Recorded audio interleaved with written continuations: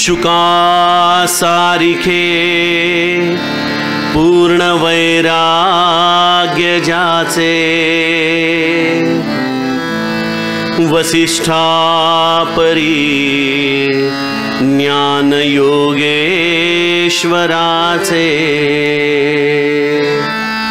कवी वाल्मिका सारिखा मान्यैसा नमस्कार माझा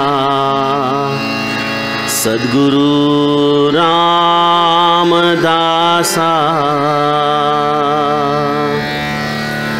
भजाया जनी पाहता राम एकू करी बाण एकू मुखी शब्द एकू क्रिया पाहता उद्धरी सर्व लोकू धरा जानकी नाय काचा विवेकू जय जय रघुवीर समर्थ श्रोता वक्ता श्रीराम समर्थ जय जय रघुवीर समर्थ।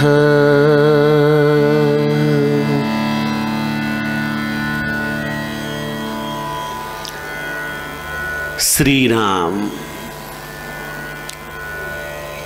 आपल्या सर्वांच्या हृदयस्थ वसणाऱ्या आत्मारामास साष्टांग प्रणिपात करून दासनवमीच्या या परम पावन पर्व काळात सज्जनो समर्थचरणी त्यांच्याच कृपेने ही निरूपण सेवा करण्यासाठी आज या अपात्राला समर्थांनी जवळ घेतलेलं आहे। उपस्थित सर्व गुरुबंधू भगिनी, अधिकारी स्वामी, आमचे अत्यंत जीवाभावाचे असे सोन्नाबुवा, मंदारबुवा, आमचा राघवेंद्रम, सर्वांना मनोभावे वंदन। सज्जनो, ही दासनवमी आपल्या सर्व रामभक्तांसाठी विशेष आहे। स्वामींची स्वारी देखील नेहमीपेक्षा काकणभर यावर्षी जास्त आनंदित आहे। काय कारण असेल बरं? आपल्या समर्थांचा आराध्य आपला प्रभू रामचंद्र आपल्या अयोध्येमध्ये आपल्या स्वगृही स्थापन झालेला आहे। जय श्रीराम। आपल्या रामलल्लाचं मनोभावे आपण स्मरण करूयात, वंदन करूयात। स्वरूप सांप्रदाय अयोध्या मठ, जानकी देवी श्री रघुनाथ दैवत, हनुमान उपासना नेमस्त, वाढविला परमार्थ रामदासी। आपल्या संप्रदायाचं स्वरूप आहे अयोध्या। अयोध्या आमच्या सगळ्यांचा केंद्रबिंदू आहे। आमच्या सर्वांच्यासाठी अत्यंत आनंदाची गोष्ट, जणू काही दासनवमीच्या पूर्वसंध्येलाच ही आनंद वार्ता आपण सगळ्यांनी अनुभवली आणि त्यामुळे सर्वच दासनवमी आनंदमय असतात, परंतु ही दासनवमी विशेष आनंदाची, कारण आपल्या रामलल्लाचं स्वागत झालं। सर्व दृष्टीने आता राम भजनासाठी अत्यंत अनुकूल असा काळ आहे। यापेक्षा अधिक स्वतःचा उत्कर्ष साधण्यासाठी अनुकूल काळ अपेक्षित धरू नका। साधू संतांनी ज्या प्रतिकूल परिस्थितीमध्ये साधना केली आणि त्या सगळ्यांच्या तपश्चर्येने आम्हाला ही अनुकूलता मिळाली। कशासाठी मिळाली?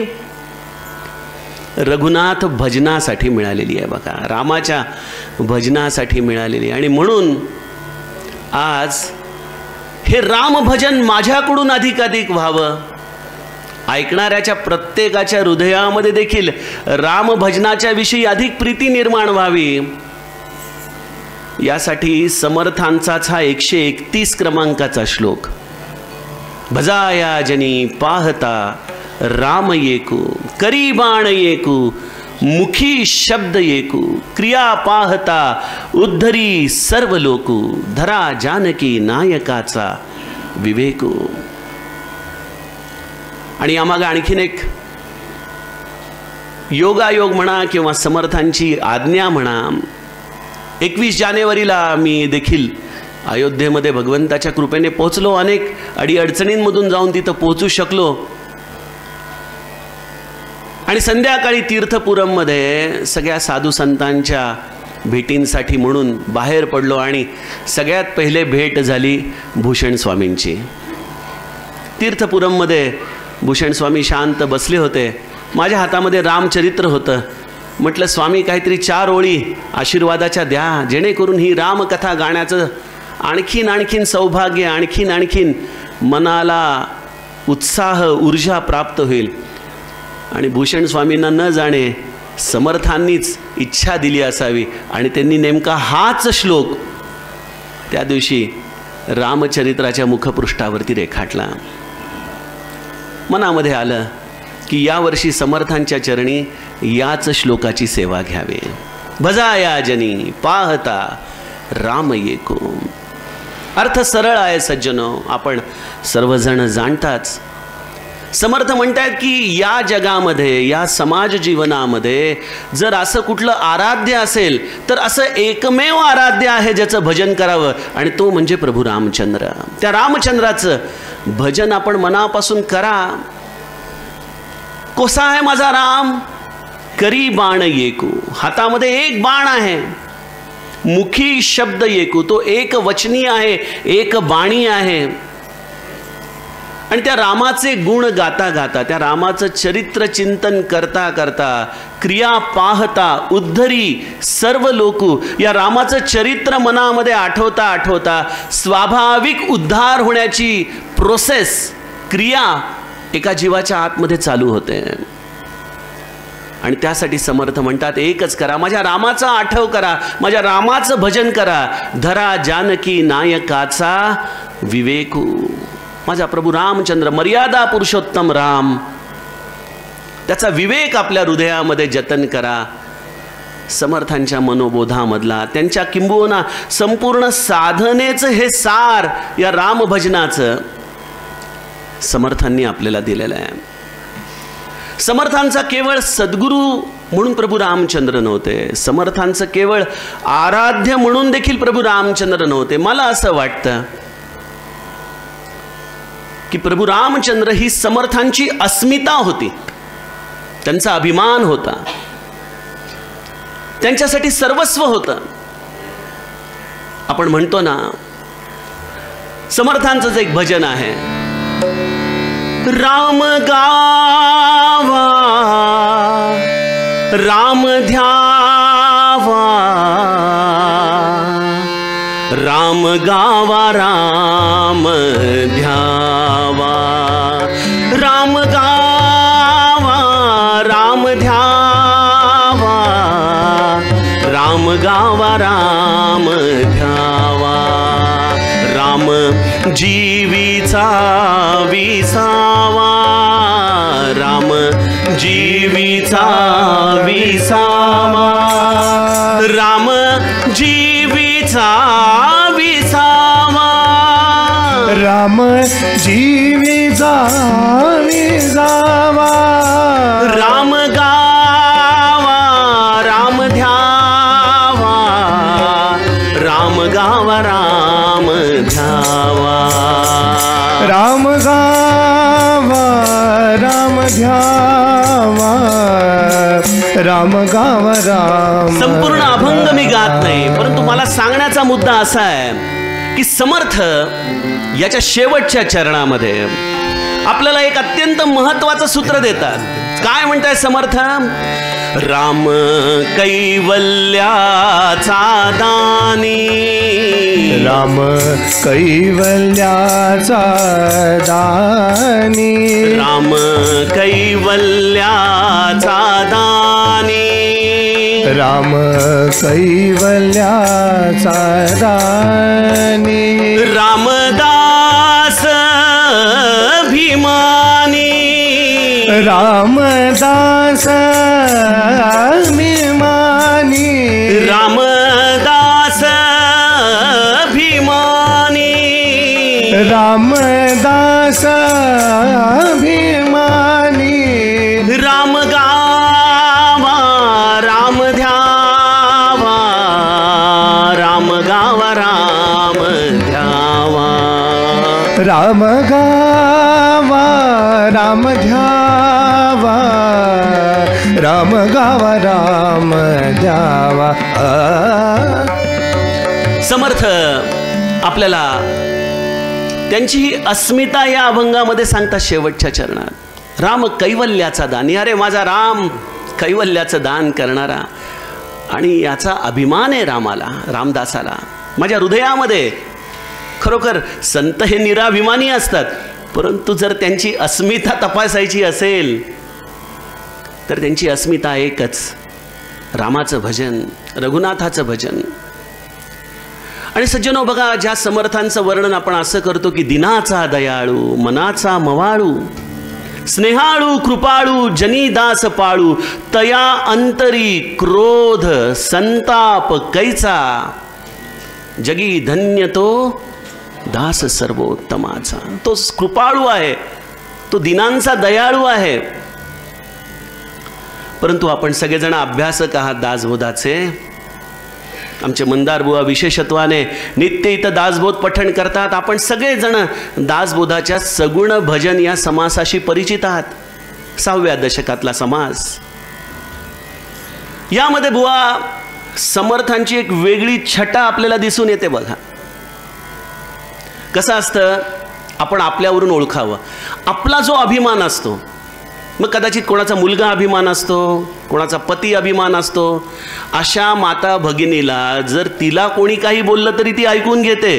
पण तिच्या अभिमानावरती जर बोट ठेवलं, तिच्या अस्मितेवरती जर बोट ठेवलं, तर तिच्या बोलण्यामध्ये देखील एक उद्विग्नता येते, एक संताप येतो. बघा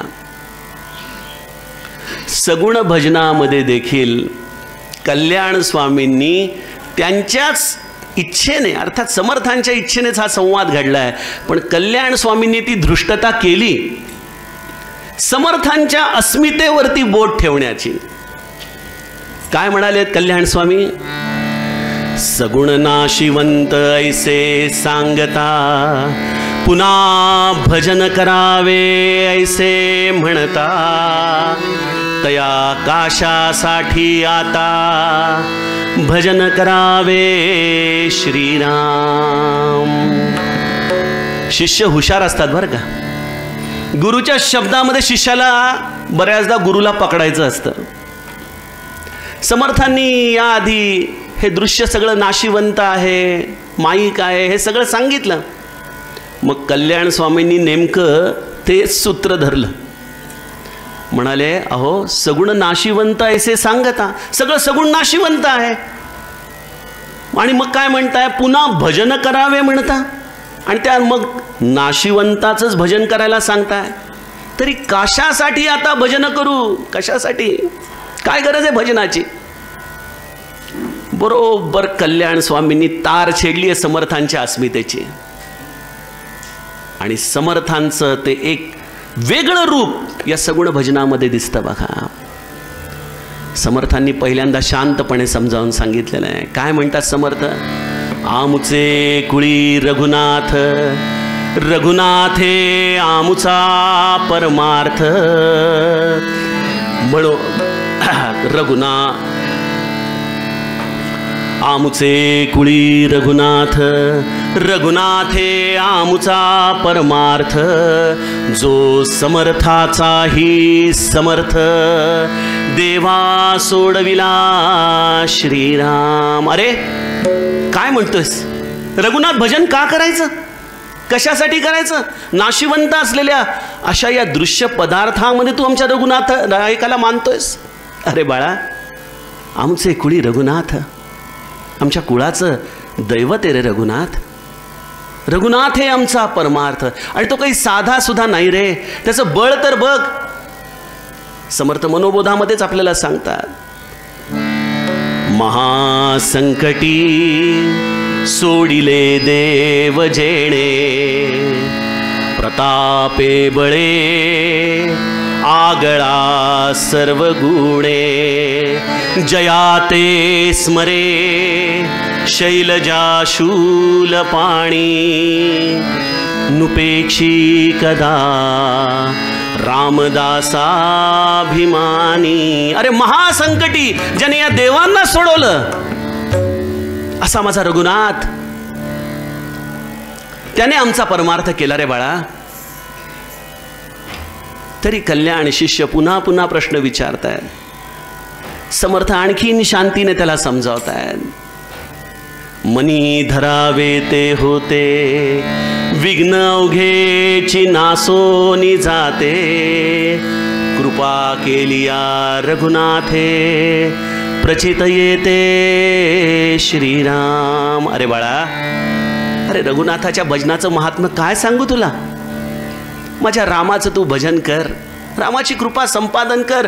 तुझ्या जीवनात तुझ्या कल्पनेच्या पलीकडे तुला रामराया देऊन टाकतो बघ. आणि तू माझ्याकडे तर बघ रे बाळा, माझी अवस्था काय आहे. रघुनाथ भजने ज्ञान झाले, रघुनाथ भजने महत्व आले, म्हणून या तुवा केले पाहिजे आधी श्रीराम. जे काही आहे ते रामापासून आहे. आज हा रवींद्र पाठक त्याचं वर्णन इथं आमच्या सोनाबुवांनी करून दिलं. त्यांच्या विशेष वाणीला प्रेमाचा बहार येतो. माझ्याबद्दल बोलायला लागले की अरे पण मी मनातल्या मनात विचार करतो, कोण रवींद्र पाठक, तो रामाचं भजन गातो म्हणून त्याचं महत्त्व, अन्यथा त्याला काय महत्त्व आहे, काय आहे त्याचं, कोण आहे आपण. महाथोरते मृत्यूपंथेची गेले, किती एकते जन्मले आणि मेले. अरे आमच्यासारखे हजारो आले, कोट्यावधी आले आणि गेले, पण ज्यांनी रघुनाथ भजन केलं त्याचं महत्त्व रघुनाथाने वाढवलं. कारण राम ते अधिक राम कर दासा, रामाला त्याचा दास, त्याचं भजन करणारा हा अधिक आवडतो. रामाच्या भक्ताचं महात्म्य प्रत्यक्ष भगवंताला आवडतं. ये तु धर्म्यामृतमिदं यथोक्तम पर्युपासते, श्रद्धाना मत्परमा भक्तास्ते तीव मे प्रियाहा. भगवंत म्हणतो माझ्या भक्ताचं जो भजन करतो तो मला सर्वाधिक प्रिय आहे.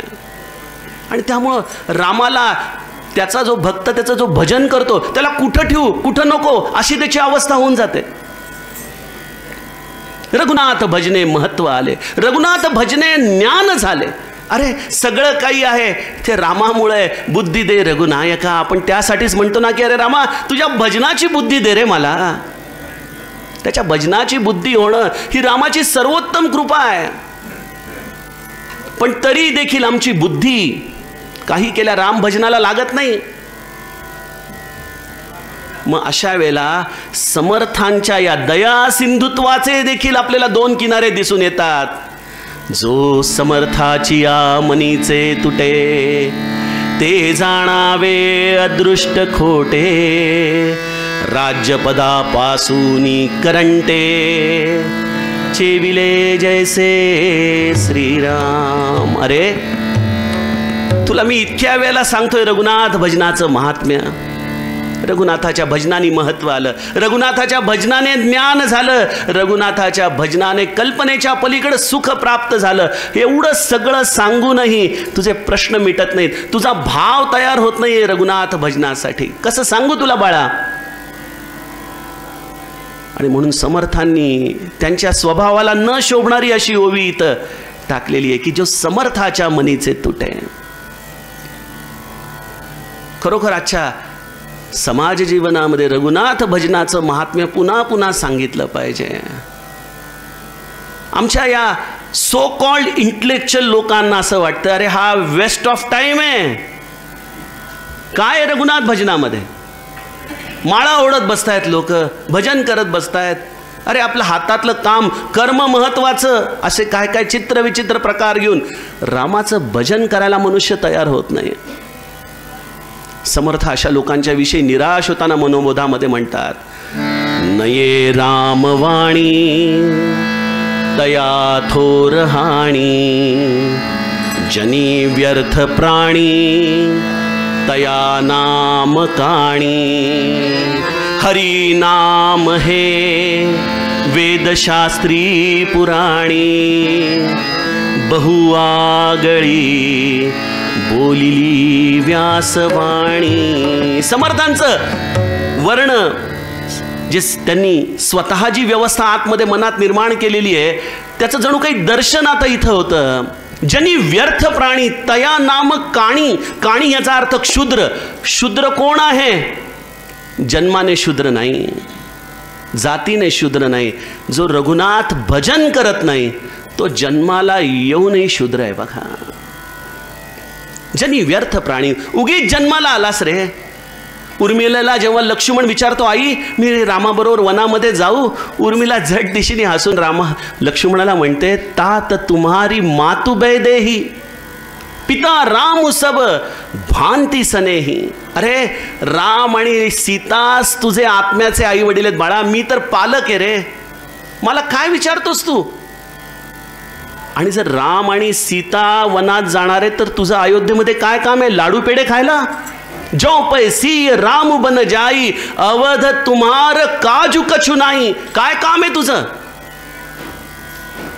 आणि अशी सुमित्रा एका सुंदर वाक्याचं निर्माण रामायणामध्ये करते. ती काय म्हणते की जी आई रामकार्यासाठी पुत्र जन्माला घालत नाही, किंवा जसा पुत्र जन्माला आल्यानंतर तो आयुष्यात रामकार्य करत नाही, ती वांज असती तर परवडली असती.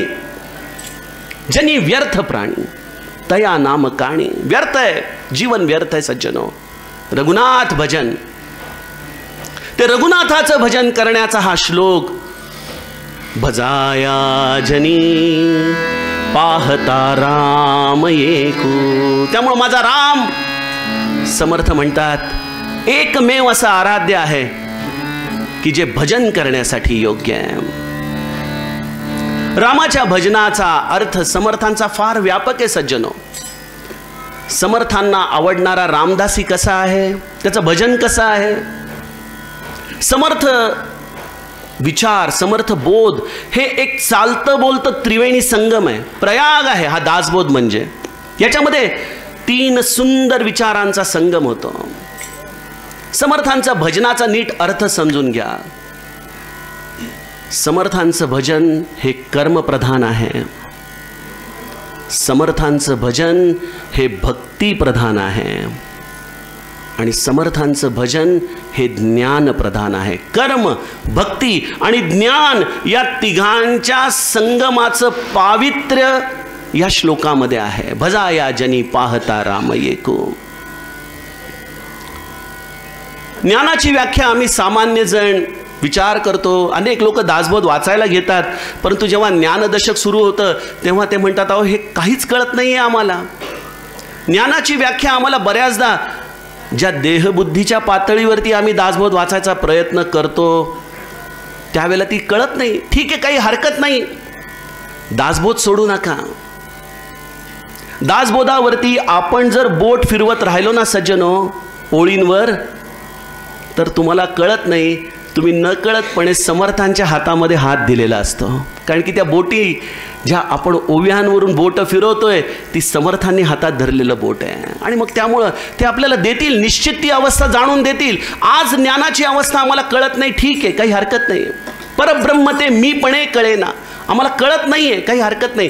परंतु ज्ञानाची अनुभूती जर तुम्हाला घ्यायची असेल तर ती रामभजनामधून येते. कशी येते? समर्थ आपल्याला म्हणतात की बहुआगळी बोलिली व्यासवाणी. व्यासांनी खूप या हरिनामाचं महात्म्य गायलेलं आहे, ठीक आहे. आपण म्हणाल ही मोठी लोक होती, यांच्या ज्ञानाच्या अवस्था ते आम्हाला कळू शकत नाही. समर्थ म्हणतायत की रघुनाथ भजने ज्ञान झाले, रघुनाथ भजने महत्त्व आले, हेही ठीक आहे, परंतु आम्हा सामान्यांना राम भजनातून ज्ञान येणार कसं? कारण की त्रिवेणी आहे ना. सज्जनो, रघुनाथ भजनाचा आम्हा सामान्य जीवांसाठी एक रोकडा अनुभव आहे, रोकडा. आणि जर तो तुम्ही घेतला तर तुम्हाला ज्या परिस्थितीमध्ये असाल त्या परिस्थितीमध्ये ज्ञानाची अनुभूती येऊ शकते. काय आहे रघुनाथ भजनाचा ज्ञानाचा अनुभव? यासाठी तुलसी रामायणामध्ये काकभुशुंडी आणि गरुडाचा संवाद थोडासा आपल्याला आठवावा लागेल. काकभुशुंडी आणि गरुडाचा उत्तरकांडामध्ये संवाद आहे. मी पूर्ण संवादामध्ये जात नाही, त्यातलं मर्म सांगतो, त्यातलं सूत्र सांगतो. निज अनुभव अब कहूं खगेसा. काय म्हणतात गरुड? काकभुशुंडी गरुडाला म्हणतात की ऐक गरुडा, निज अनुभव, मी माझा अनुभव सांगतो. निज अनुभव अब कहूं खगेसा, बिनु हरी भजनन जाही कलेसा. हरीचं भजन केल्याशिवाय जीवनामधल्या क्लेशांची निवृत्ती होत नाही, नाही, नाही. आणि बघा किती साधर्म्य आहे संतांच्या सांगण्यामध्ये. बिनु हरी भजनन जाही कलेसा. मी समर्थांना सहज म्हटलं की समर्थ, या रघुनाथ भजनाने जर आमचं हा क्लेश जात असेल तर त्याची नेमकी प्रक्रिया काय? हा क्लेश जातो म्हणजे काय होतं? परिस्थिती बदलून जाते का? राम भजन करणाऱ्या माणसाचे सगळी संकट मिटून जातात का? तुमच्या मनासारख्या परिस्थिती घडायला लागतात का? घडू पण शकतात, नाही असं नाही. पण त्या अपेक्षेने जर आम्ही रघुनाथाचं भजन करत असू तर कदाचित आम्हाला रघुनाथ नकोय, रघुनाथापासून सुख हवंय. रघुनाथ भजन भजाया जनी पाहता राम येकू. जेव्हा एक म्हणतो तेव्हा त्या एकापासून दुसरं काही नकोय. तो एक रघुनाथ, त्याचं भजन करायचं असेल तर सज्जनो, समर्थ म्हणाले, बाळा, जो अनुभव गोस्वामीजींचा आहे त्यापेक्षा माझा अनुभव वेगळा कसा असणार? अरे ही तर परंपरा आहे रे, ही सनातन परंपरा आहे. ज्याला ज्याला जीवनामध्ये सुखी व्हायचंय, ज्याला ज्याला जीवनामध्ये या प्रारब्धाच्या संकटांमध्ये राहत असतानाही समाधान अनुभवायचंय, तर त्यासाठी एकच मार्ग आहे रघुनाथ भजनाचा. आणि त्याची प्रक्रिया काय? समर्थ रघुनाथ भजनाच्या शेवटी सांगतात, सकळ मिथ्या होऊन जाते, हे राम भजने कळो येते, दृश्य ज्ञानियांचेही मते, स्वप्न जैसे श्रीराम. किती गोड सांगावं, किती गोड सांगावं. समर्थ म्हणतात, अरे रघुनाथ भजन करत राहा, त्या रामाचं स्मरण करत राहा, त्याचा आठव करत राहा, त्याचं नाम गात राहा, त्याची कथा ऐकत राहा, त्याची कथा गात राहा. निरंतर त्या रामामध्ये आपलं मन ठेव. मय्येव मन आधस्त्व, मयी बुद्धिम निवेशय, निवसिष्यसी मय्येव आता ऊर्ध्वन्न संशया. तुझ्या मनाला तू ठेवून तर बघ या रघुनाथ भजनामध्ये काय होतं. सकळ मिथ्या होऊन जाते. स्वप्नामध्ये तुम्ही किती जण घाबरला होता आत्तापर्यंत? बऱ्याच लोकांचे अनुभव असतात बघा. परीक्षेचे पेपर लिहून आले ना की स्वप्न पडतं, नेमकं आपल्याला परीक्षेच्या पेपरला पोचताच येत नाही, काही केलं घाबरत असतो. कोणाला रेल्वे पकडायची असते, त्याला स्वप्न पडतो, काही केल्या तो रेल्वे पकडूच शकत नाही. हे असे भ्रम आम्हाला सतत त्रास देत असतात. रघुनाथ भजन करता करता करता करता या मनाची काय अवस्था होते? दृश्य सकळ मिथ्या होऊन जाते. हे खोटं आहे हे लक्षात येतं. त्या स्वप्नामधून आम्हाला कोणीतरी उठवलं की आपण जसे झटदिशीने हसून उठून बसतो की अरे हे असं होतंय, स्वप्न होतंय, किती घाबरलो बाबा स्वप्नामध्ये. त्या स्वप्नामधलं जे घाबरणं आहे ते आमच्या जागृतीच्या अनुभवाला आणण्याचं शास्त्र आहे रघुनाथ भजन. मी तुम्हाला एक सांगू का? त्यांच्या वतीने विनंती करतो, सज्जनो, जीवनाची दुःख दूर करण्यासाठी कुठलेही तंत्र मंत्र करू नका. नारायण नागबळी करायची इच्छा असेल करा, पण त्याच्याही जास्त मागं लागू नका. कुठल्याही प्रकारचे गंडे घालून सुखी होण्यासाठी धडपडू नका. जर तुम्हाला खरंच सुखी व्हायचं असेल तर एकच करा, रघुनाथ भजनाला लागा. बघा, त्वरेने रामाचं भजन करा. आणि सगळ्या संतांनी हेच आपल्याला सांगितलं की अरे माझ्या रामाचं भजन करा. तुम्हाला हे सगळं दृश्य मिथ्या वाटू लागेल, खेळ वाटू लागेल, खेळा ऐसा प्रपंच मानावा, श्री महाराज सांगतात. आपण म्हणाला आम्ही रघुनाथ भजन करतो, पण संसार काही केल्या स्वप्नवत होत नाही. खरं ना, मी माझं सांगतो बरं का, तुम्ही झाला असाल, पण मी तुम्हाला सांगतो काय गंमत आहे. बघा, तुम्हाला खूप भूक लागली आहे आणि आमच्या पुण्याला जर तुम्ही आला, नाश्त्याची वेळ आहे, आता इथं नाही आहे तशी परिस्थिती, अहो या या या बसा, आणि म्हणून अगदी नुसते वाटीभर पोहे आणून ठेवले. काय पोट भरणार आहे तुमचं? तुम्ही म्हणाल परत नाही, एवढ्यातच पोट भरा. हे जसं आपलं पोट भरू शकत नाही, तसं सज्जनो रघुनाथ भजनाने दृश्य मिथ्या व्हावं असं वाटत असेल तर पोटभर भजन केलं पाहिजे. बघा, त्याच्यासाठी आमचं भजन कमी पडतं, नाम कमी पडतं, आमची उपासना आठव कमी पडतो. आणि हे गोस्वामी तुलसीदास प्रभू रामचंद्रांच्या या कथेमध्ये महादेवाच्या वाणीमधून सांगतात. महादेव उमेला सांगतोय, माता पार्वतीला सांगतोय, निज अनुभव उमा कहूँ मैं अनुभव अपना. हे उमे, माझा अनुभव ऐक. काय अनुभव आहे? सतहरी भजन जगत सब सपना. या जगामध्ये केवळ रघुनाथाचं भजन सत्य आहे, बाकी सगळं स्वप्न आहे. मग हे तराजू आणा डोळ्यासमोर की जगत सब सपना हे जर वाटायचं असेल तर रघुनाथ भजन किती वाढलं पाहिजे. आणि ज्याचं भजन वाढत जाईल सज्जनो, त्याला हे स्वप्नवत दिसू लागेल. तो या सगळ्या परिस्थितीच्या दाहामध्ये राहतानाही आनंदी राहू शकेल. एका वेगळ्या विश्वामध्ये तो जगायला लागतो. हे रघुनाथ भजनाचं आम्हा सामान्यांना येणारं ज्ञान आहे. आपल्याला ती अपरोक्ष अनुभूती येईल तेव्हा येईल, पण आज ही अनुभूती आमच्यासाठी फार महत्त्वाची आहे की या प्रारब्धामध्ये राहत असताना रघुनाथ भजनाच्या आधाराने आनंदी जीवन व्यतीत करणं. आणि आनंद आनंद आणि आनंद, बस याच्या पलीकडे काय जीवनामध्ये? त्याच्यासाठी तरी सगळी धडपड आहे. आणि ते नेमकं आम्ही मर्म चुकत आहोत, नेमकं औषध चुकत आहोत.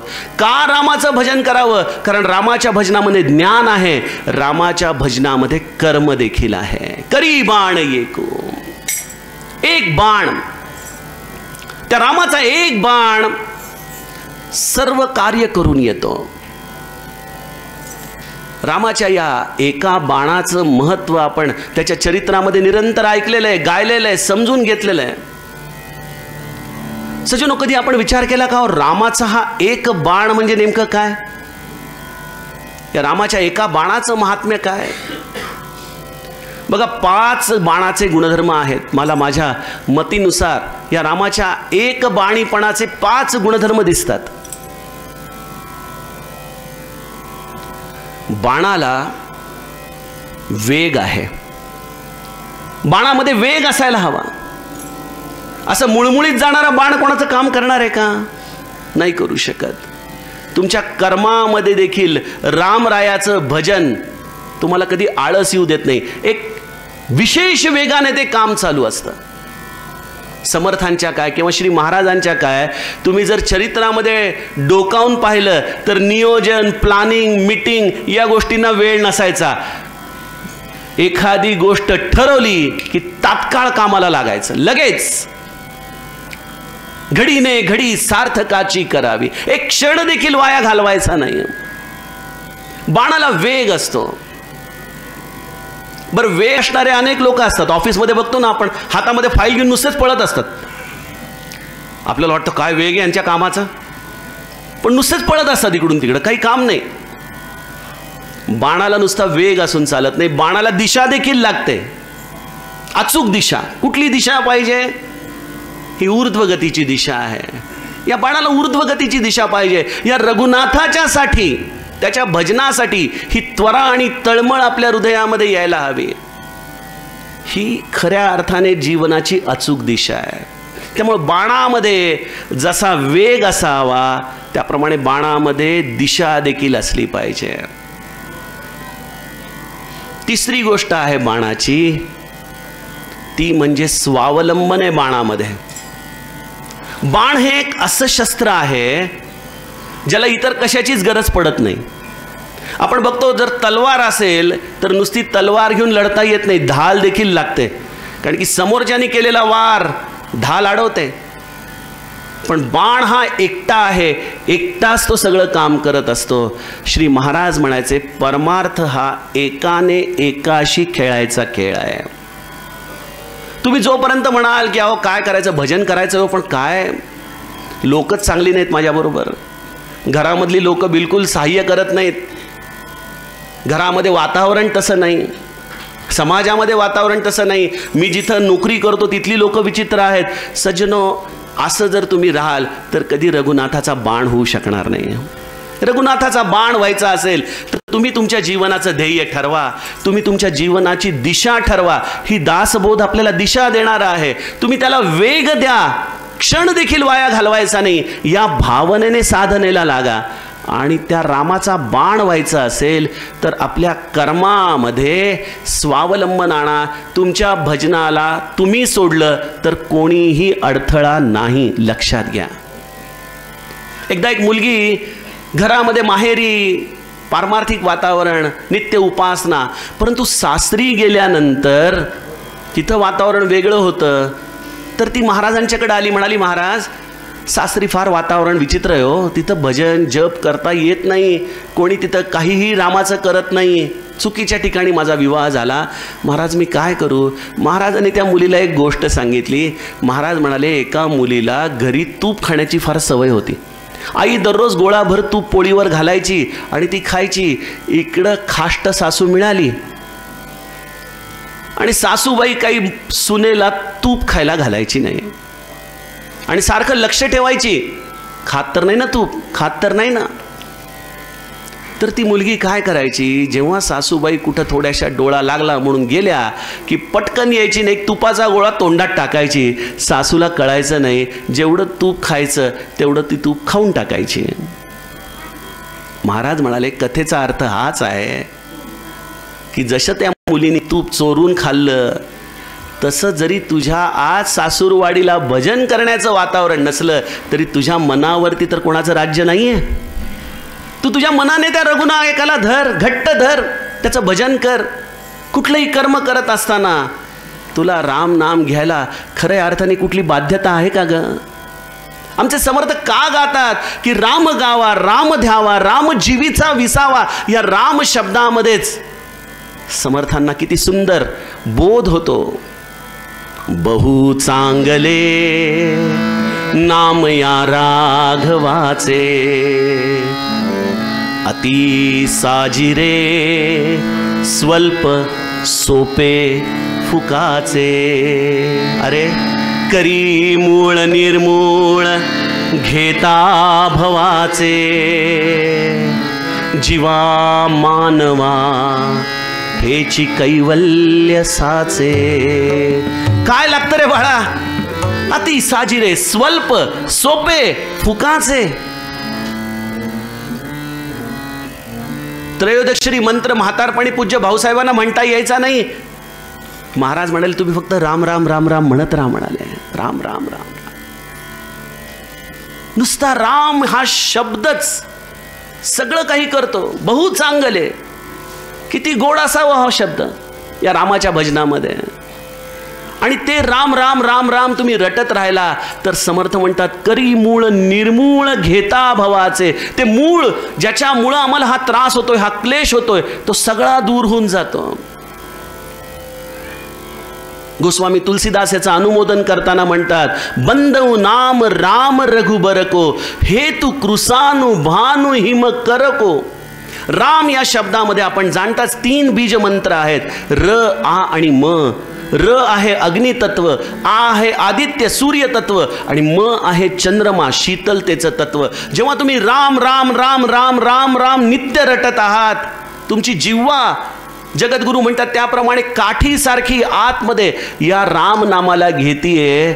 स्वाभाविकपणे तुम्ही एकाच वेळेला आदित्याची उपासना करता, एकाच वेळेला अग्नितत्वाची उपासना करता आणि एकाच वेळेला चंद्रमाची उपासना करता. काय होतं, जसं थेंब थेंब थेंब थेंब औषध गेलं की ते परिणाम करायला लागतं, त्याप्रमाणे सज्जनो निरंतर सूर्याची उपासना या रामनामात सामावलेली आहे आणि तो अंतरीचा सूर्य तुमच्या हृदयातल्या अज्ञानाच्या अंधकाराला दूर करू लागतो.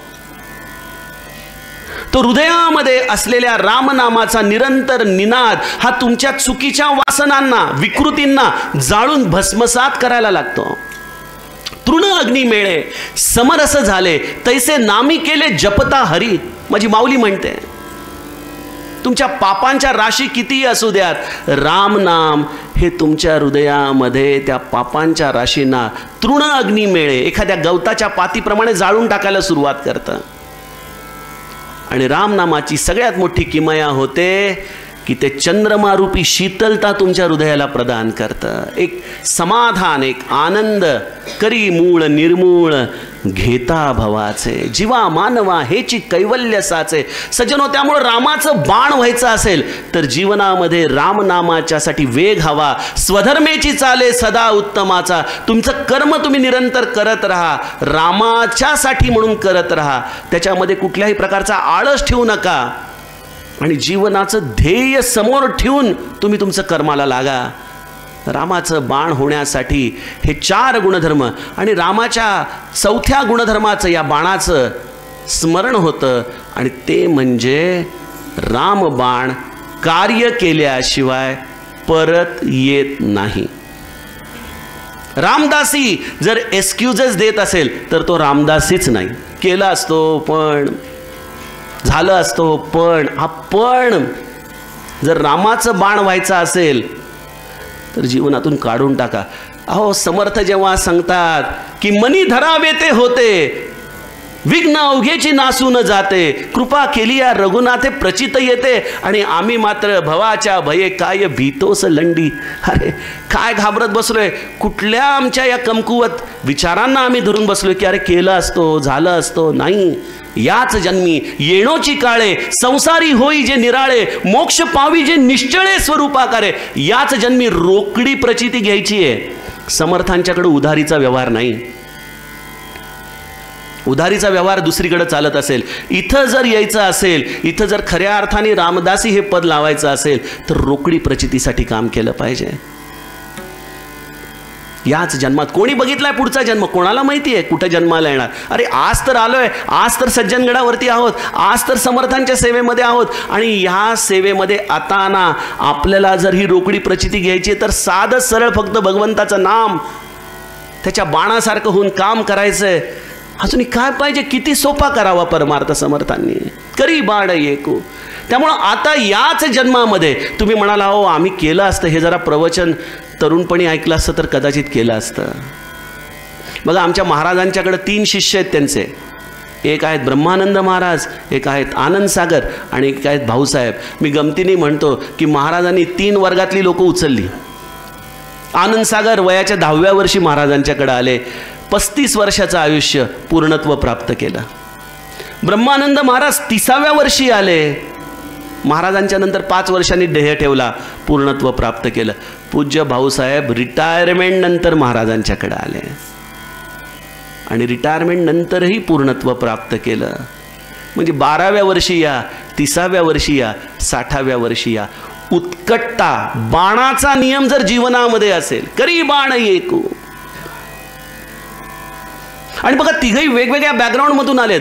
आनंद सागर आमचे अशिक्षित, फार थोडं जुजबी ज्ञान होतं लिखापडीचं. ब्रह्मानंद षटशास्त्री पंडित आणि पूज्य भाऊसाहेब सरकारी अधिकारी. म्हणजे तुमचा फॅमिली बॅकग्राऊंड काय आहे, तुमचं शैक्षणिक पात्रता काय आहे, तुमचं वय काय आहे, काही मॅटर करत नाही. तुम्ही बाण व्हायला तयार आहात का? या दासनवमीच्या उत्सवामध्ये काय लक्षात ठेवायचं, पुढच्या दासनवमीपर्यंत किमान 1 कोटी त्रयोदक्षिणी मंत्राचा जप करीत. का नाही होणार? 12 8 96 8 लाख महिना, 8 लाख जर महिना करायचा असेल तर 25,000 दिवसाला, 25,000 दिवसाला करायचा म्हणजे 5 ते 6 तासाची बैठक. जर 5 ते 6 तास आपण एखाद्या गोष्टीला देत नसोत, नोकरी केल्याशिवाय पगार मिळत नाही 8 तास, काय वेगळं मागतायत समर्थ? तुम्हाला त्याची सेवा केली पाहिजे, मनापासून केली पाहिजे, उत्कटतेने केली पाहिजे. तेव्हा कुठंतरी रोकडी प्रचितीचे आम्ही अधिकारी होऊ शकू, त्याचं मागणं मागू शकू. सज्जनो, त्यामुळं करी बाण ऐकू, त्याचा बाण व्हा. त्याचा बाण कोण आहे? जिमी अमोघ रघुपती कर बाणा, एही भांती चलेऊ हनुमाना. आमचा बाण, आमचा रघुपतीचा बाण आहे हनुमंत. तो आमचा आराध्य आहे, तो आमचा दैवत आहे, त्याला समोर ठेवावं. कैवारी हनुमान आमुचा, कैवारी हनुमान, तो आमचा हनुमंत आम्ही डोळ्यासमोर ठेवावा आणि त्याच्याकडं पाहून उपासनेला लागावं. मला असं वाटतं की या जन्मामध्ये खऱ्या अर्थाने आपल्याला धन्यता प्राप्त करण्याचं फार मोठं सद्भाग्य मिळालंय. नका आळस करू, नका कंटाळा करू सज्जनो, करी बाण ऐकू. त्यामुळे माझ्या रामाच्या भजनामध्ये ज्ञान आहे क्लेश दूर करण्याचं, माझ्या रामाच्या भजनामध्ये कर्म आहे. आणि महाराजांचा माणूस कर्मामध्ये अत्यंत उत्कटतेने काम करतो, कारण की उत्कटता हा त्याचा स्वभाव असतो. तो जे काही करेल ना ते उत्कटतेने करतो. भजन करेल तर उत्कटतेने करेल. एखादी अंथरुणाची घडी जरी घालायची असेल ना तर उत्कटतेने घालेल. रामदास हा आपल्या हनुमंताचं प्रतिबिंब आहे, आपल्या समर्थांचं प्रतिबिंब आहे. आणि त्यामुळे त्याच्या प्रत्येक कृतीमध्ये उत्कटता हा त्याचा स्वभाव झाला पाहिजे. जगाकडे इकडे तिकडे बघायची खरंच गरज नाहीये. सुखी राहता सर्व ही सुख आहे, अहंता तुझी तूची शोधूनी पाय. अरे तुम्ही तुमच्या सुखामध्ये राहा, तुम्ही तुमच्या आनंदामध्ये राहा, तुम्ही तुमच्या समर्थांना डोळ्यासमोर ठेवून कार्य करा. तुमचं कर्म, तुमच्या खात्यामध्ये तुमचं प्रमोशन स्वाभाविकपणे होणारच. तुम्ही ज्या प्रमोशनसाठी धडपडता, पगारवाढीसाठी धडपडता, ते जर तुम्ही खऱ्या साहेबाच्यासाठी झटला तर तो साहेब तुमचं ते काम करतोच. एक फार सुंदर हिंदी कविता आहे कि तुम अपने काम पर तो राम अपने धाम पर. काय? तुम अपने काम पर, तुम्ही तुमच्या कामावर, बाबा मला फार काम आहे, लोक म्हणतात ना काय ते भजन वगैरे नंतर, कामं किती आहेत. तुम अपने काम पर, तर राम म्हणतो राम अपने धाम पर. तुम राम के काम पर, तुम राम के धाम पर, तो राम तुम्हारे काम पर. तर राम तुमचं काम सांभाळतो बघा. आणि तुम्हाला मी खरं सांगतो, माझ्या अनुभवाने सांगतो. आत्ता ते बुवा म्हणत होते ना की हे फॅक्टरी आणि हे ते, काही नाही. अहंता तुझी तूची शोधूनी पाहे, मी करता ऐसे म्हणसी, तेने तू कष्टी होशी. राम करता ऐसे म्हणसी, पावशी यश कीर्ती प्रताप. समर्थांचं वचन हे आयुष्यात अनुभवायचं आहे. तुमच्या कर्मामध्ये तुम्ही रामाला आणा. भजन म्हणजे केवळ माळ जपणं नाही, भजन म्हणजे केवळ त्याचं गीत गाणं नाही, भजन म्हणजे त्या रामाला जीवनात उतरवणं आहे. कसा येत नाहीस तू माझ्या आयुष्यामध्ये. त्यामुळं रामाचं भजन करण्यामध्ये ही जी त्रिवेणी आहे त्यामध्ये ज्ञान आहे, आमचा क्लेश रामराया दूर करतो. कर्म आहे, उत्कटता आणतो, निरलसता आणतो, ध्येय देतो, अचूकता देतो, वेग देतो. काम पूर्ण करण्याच्या शिवाय मागं परतायचं नाही, ही मनामध्ये भावना तो दृढ करतो. आणि सगळ्यात महत्त्वाचं म्हणजे रामाचा बाण काम केल्यानंतर त्याच्या भात्यामध्ये येऊन विसावतो. 10 बाण असतात, कुठल्या बाणाने काम केलं हेच कळत नाही. कुठल्या बाणाने काम केलं? 10 बाण आहेत. रामाच्या बाणाचं हे आहे गणित की सगळं करतो आणि अकर्तुम भावनेने तो दूर होतो. त्यामुळे रामाचं भजन कर्मामध्ये अशा पद्धतीने उतरवायचं, तेव्हा तुम्ही रामाचा हातातला बाण व्हाल. बघा, करी बाण ऐकू. त्या रामाचा एक बाण व्हायचा असेल तर सज्जनो हे जीवनात उतरवणं गरजेचं आहे. आणि मला असं वाटतं की हा मर्यादा पुरुषोत्तम राम, त्याचं चरित्र आपण चिंतन करता करता तो हळूहळू हळूहळू कधी आपल्या हृदयामध्ये प्रवेश करतो ना आपल्याला कळतच नाही. आपण रिकामे झालो ना की राम हळूहळू आतमध्ये प्रवेश करायला लागतो. बघा, क्रिया पाहता उद्धरी सर्व लोक. त्याच्या क्रिया तर बघा माझ्या रामाच्या, त्याचं चरित्र तर बघा, सर्वार्थाने गोड रामचरित्र. त्याच्यामध्ये अशी कुठली कटुतेची गोष्टच नाही. आपण म्हणाला हो कैकेयीने वनात पाठवलं रामाला, ही कटुता आहे. नाही सज्जनो, कैकेयीने स्वतःच्या अधिकाराने पाठवू शकतच नाही. अहो झाडाचं पान देखील रामाच्या इच्छेशिवाय हलू शकत नाही. त्या रामाला कैकेयी काय वनात पाठवणार? कैकेयीच्या हृदयामध्ये रामराया येऊन तिला सांगतो, आई देवतांचं कार्य करण्यासाठी, मुनींचं कार्य करण्यासाठी तुला तुझ्या प्रेमाची परीक्षा द्यावी लागेल. कैकेयी माता म्हणते, काय परीक्षा बाळा? आई मला वनात पाठवण्यासाठी तू निमित्त हो. कैकेयी म्हणते, अरे बाळा काय म्हणतोस तू? माझा जीव की प्राण आहेस, तुला वनात पाठवू? बरं आता तुझी इच्छा असेल तर मी होते निमित्त. आई ऐक, यासाठी फार मोठी शिक्षा आहे बरं का. काय शिक्षा आहे बाळा? प्राण देण्याच्या पलीकडे काही शिक्षा आहे का? त्याच्याही पेक्षा मोठी शिक्षा आहे आई. यापुढं या जगामध्ये कुठलाही बाप आपल्या मुलीचं नाव कैकेयी ठेवणार नाही. ही शिक्षा आहे. कोणी ऐकलंय का हो कैकेयी नाव मुलीचं? कोणी ठेवलंय? हे रामाच्या या विषाचा प्याला कैकेयीने अतीव प्रेमामधून, या समर्पणामधून प्यालेला आहे सज्जनो. त्यामुळे रामचरित्रामध्ये कटुता नाही. रामचरित्र सर्वार्थाने मधुर आहे. अहो किंबहुना रावण देखील जेव्हा रामाची वार्ता शूर्पणखेकडून ऐकतो, शूर्पणखा म्हणते, अरे काय तू इथं बसलायस? तुझा शत्रू जन्माला आला. हे ऐकल्यानंतर जेव्हा रामाचं नाव पहिल्यांदा रावणाच्या कानावरती पडतं तेव्हा रावण पटकन उठतो. कथाकार छान विस्तार करून सांगतात की पटकन दिवाणखान्यामध्ये जातो आणि अत्यानंदाने नाचू लागतो. मंदोदरी म्हणती, काय झालं? अगं म्हणे, माझा हरी आला, आता माझा उद्धार होण्याची वेळ जवळ आली. अगं म्हणे, काय हे 10 तोंड घेऊन कसं जगायचं म्हणे? खरंच किती अवघड आहे हो. मी कधी विचार करतो त्या रावणाला एका कुशीवर झोपता कसं येत असेल? 10 तोंड असल्यावर एका कुशीवर होताही येत नसेल त्याला. किंवा त्याला काहीतरी वेगळा बेड बनवला असेल बहुतेक, अशी काट फळी वर खाली होणारी, की जेणेकरून त्याला एका कुशीवर झोपता येईल. काय त्रास असेल हो. त्याचा उद्धार करणारा तो हरी आला.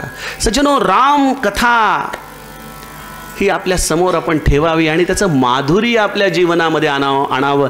रामाला आपल्या जीवनामध्ये उतरवावं. या राम भजनाने, या मर्यादा पुरुषोत्तमाचा विवेक आपण आपल्या जीवनामध्ये धरावा. जीवनामध्ये प्रसंग येतात, कटुता येते. कैकेयी जेव्हा रामाला अगदी तिखट स्वरामध्ये सांगत होती की या राजा दशरथाला काय झालंय मला माहीत नाही, रात्रभर राम राम राम राम रटत खाली पडलेत. मला वाटतं रामा, यासाठी तुझ्यावरचं त्यांचं प्रेमच कारणीभूत आहे. अरे म्हणे, मी 2 वरदानं मागून घेतली. काय किरकोळ वरदानं? एक वरदान म्हटलं की भरताला राज्य द्या आणि दुसऱ्या वरदानाने म्हटलं की तुला 14 वर्ष वनवासात पाठवा. काय चुकलं रे म्हणे माझं? अशी जर घटना आपल्या आयुष्यात घडली असती तर आपण अर्धे राम असतो ना, तर म्हणालो असतो की ठीक आहे, भरताला राज्य देते, माझी काही हरकत नाही, पण मी वनात कशाला जाऊ? माझी काय चूक आहे? काय केलंय मी म्हणून मला तू वनात पाठवतेस? एवढं म्हणण्याचा तर अधिकार रामाजवळ होता. पण माझा रामराय आईला म्हणतोय, आई तू खऱ्या अर्थाने माझी हितेशी आहेस ग. आता भरत राजा होणार, मला तो सिंहासनावरती बसायला मिळेल, हे माझं केवढं मोठं सद्भाग्य आहे. एवढंच नाही, मला तुमच्या दोघांचं वचन पूर्तता करण्याचं सद्भाग्य मिळेल. आणि त्यामुळे मी वनामध्ये जाईन आणि वनामध्ये गेल्यानंतर अनेक ऋषी मुनींचे मला आशीर्वाद मिळतील. आई अगं किती चांगलं सांगतेस तू माझ्यासाठी, माझ्या जीवनाचं कल्याण करणारी. सज्जनो, रामाची भक्ती करायची असेल ना तर जीवनामध्ये महादेव व्हायला हवं. हे असं विष, हे असं हलाहल आम्हाला कंठाशी धारण करता यायला हवं. हे राम भजन आहे. का महादेव रामाचा सगळ्यात प्रिय भक्त आहे?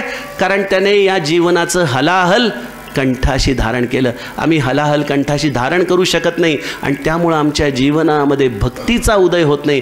रामाला जर हृदयात घ्यायचं असेल तर तितिक्षा हा गुणधर्म यायला हवा. रामाला जर आमच्या हृदयात धारण करायचं असेल तर सहजता हा आमचा जीव झाला पाहिजे. कौसल्या रामाला विचारते, अरे रामा, अरे बाळा गोड खाऊन घे, तुझा राज्याभिषेक आहे ना. अगं आई, वडिलांचा निर्णय थोडक्यात बदलला आहे. काय झालं? पहिले म्हणाले ते अयोध्येचं राज्य देतो, आता म्हणाले वनाचं राज्य देतोय. अरे वनात तू जाणार? हो आई. हे काय आत्ता म्हणे 4-10 वर्ष जाऊन आलो म्हणे. जाऊन 4-10 14 म्हणत नाही,